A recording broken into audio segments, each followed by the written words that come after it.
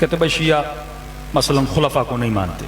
بھائی ماننے کا طریقہ الگ ہے. ہم مانتے ہیں، ایسا نہیں کہ ہم نہیں مانتے، پہلے کو بھی مانتے ہیں، دوسرے کو بھی مانتے ہیں، تیسرے کو بھی مانتے ہیں، ہم یزید کو بھی مانتے ہیں، لیکن کس طرح مانتے ہیں؟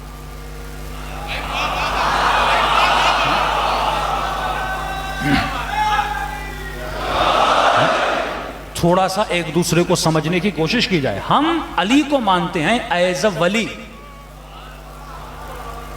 ہم مولا علی کو مانتے ہیں ایز اے ولی، جو ولایت رسول کے پاس. اب رسول کا درجہ کیوں بلند ہے؟ جو ولایت مصطفیٰ کے پاس ہے وہی ولایت مرتضیٰ کے پاس ہے.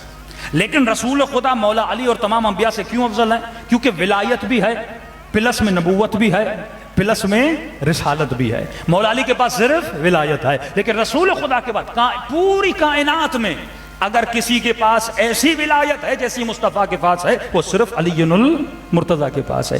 فرق یہ ہے، ہم مانتے ہیں، ہم خلفاء کو مانتے ہیں، لیکن ہم کس طرح مانتے ہیں؟ تو میں نے ایک جگہ مثال، میں نے کہا ہم اسی طرح مانتے ہیں جس طرح پاکستان میں عمران خان کو مانتے ہیں. ہاں؟ کیا مطلب؟ نواز شریف کو بھی مانتے ہیں، بے نظیر کو بھی مانتے ہیں، لیکن کس طرح مانتے ہیں؟ لوگوں نے چنا، ہم نے قبول کیا، یہ پاکستان کے وزیر اعظم.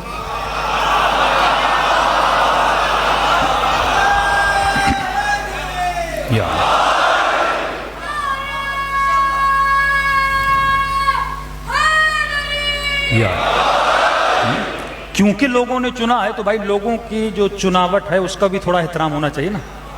لوگوں نے چنا ہے، ڈیموکریسی ہے. اس وقت عرب نے پہلے کو چنا، ہم نے عرب کے چناؤ کو ایکسپٹ کیا. دوسرے کو چنا، ہم نے ایکسپٹ کیا. تیسرے کو چنا، ہم نے ایکسپٹ کیا. لیکن جس طرح پاکستان میں جس کو چنا جاتا ہے، آپ یہ نہیں کہہ سکتے اس کو خدا نے چنا ہے. ہمارا عقیدہ ہے علی پہلے ہیں. کس اعتبار سے؟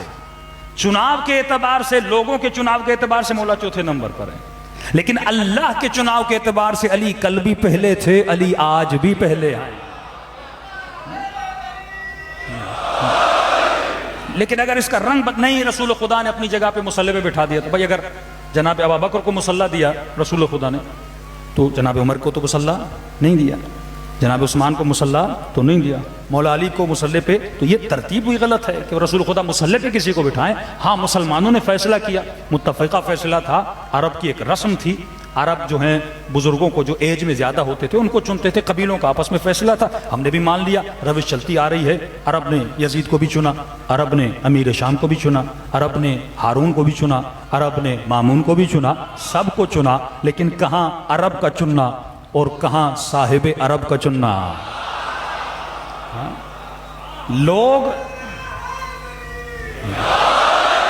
لوگوں کا چناؤ ذاتی مفاد کی بنیاد پہ ہوتا ہے. کراچی والے اگر کسی کو ووٹ دیتے ہیں تو اپنا مفاد دیکھیں گے، فلاں صاحب نوکری دے گا، فلاں رشتہ دار ہے، یہاں لسانیت بھی ہے، یہاں قوم پرستی بھی ہے، یہاں مذہب کا ووٹ بھی ہے، یہاں فرقے کا ووٹ بھی ہے، یہ میرے مذہب والا، یہ میرے فرقے والا. تو ہمارا جو پرسنل چناؤ ہوتا ہے اس میں ذاتی مفاد ہوتا ہے. لیکن خدا جس کو چنتا ہے تو ذاتی مفاد تو اللہ کا ہے ہی نہیں. اللہ کا کون سا ذاتی مفاد ہے؟ اللہ جب چنتا ہے تو قابلیت کو دیکھ کے چنتا ہے.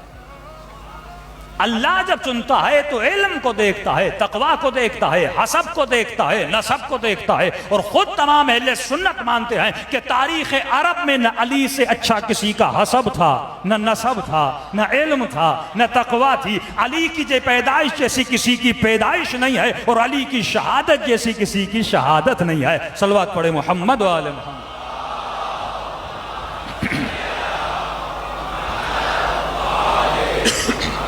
تبھی قبلہ طاہر القادری صاحب کا عقیدہ ہے کہ ہم روحانی اعتبار سے علی کو پہلا خلیفہ مانتے ہیں.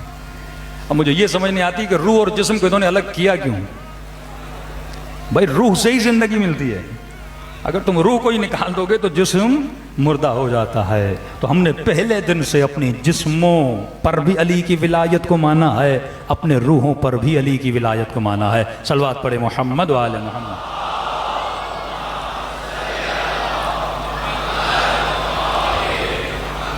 تو قدیم الزمان سے شیعہ ممبر کی روش رہی کہ شیعہ ممبر سے کبھی توہین نہیں ہوئی. ہم نے ایک ہی بحث کی، جس بحث سے ابھی ہمارے خطبہ اس بحث سے دور جا چکے ہیں، ایسی چیزوں میں پڑ گئے جن کو بیان کرنے کا کوئی ماحصل نہیں ہے۔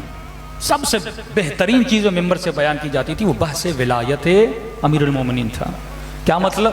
یعنی یہ آپ ثابت کریں کہ رسول خدا اپنے بعد مولا امیر المومنین کو خلیفہ بنا کر گئے تھے، اس میں من کنت مولا فہذا علی مولا ہے، اس میں مختلف احادیث ہیں، اس میں قرآن کی آیتیں ہیں۔ اس طریقے سے اگر وہ مولا علی کی ولایت پہ آ جاتے ہیں تو سارے مسائل دوسرے جو ہیں ارد گرد کے سارے مسائل حل ہو جائیں گے، پھر وہ آٹومیٹیکلی فرامین اہل بیت پر بھی آ جائیں گے۔ صلوات پڑھے محمد و آل محمد۔